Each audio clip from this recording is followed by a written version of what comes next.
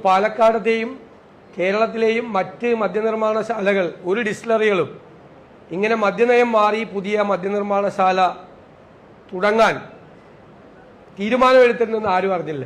പഞ്ചാബിലെയും മധ്യപ്രദേശിലെയും ഒരു കമ്പനി മാത്രമാണ് ഇത് അറിഞ്ഞത് എന്ന് ഞങ്ങൾ ചോദിച്ചപ്പോഴും മന്ത്രി പറഞ്ഞത് അവർ കൊടുത്ത അപേക്ഷയുടെ അടിസ്ഥാനത്തിലാണ് ഈ അനുമതി കൊടുത്തതെന്നാണ്.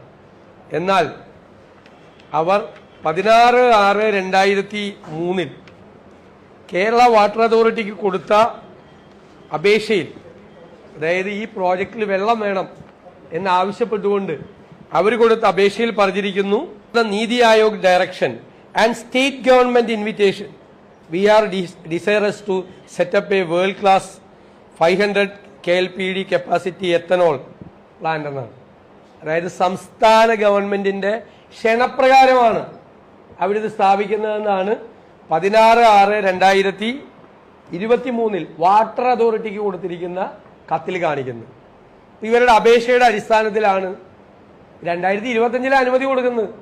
2023 ഇവർ പറഞ്ഞിരിക്കുന്നു ഞങ്ങൾ ക്ഷണപ്രകാരം, സംസ്ഥാന ഗവൺമെന്റിന്റെ ക്ഷണപ്രകാരമാണ് ഞങ്ങളിത് കൊടുത്തിരിക്കുന്നത്.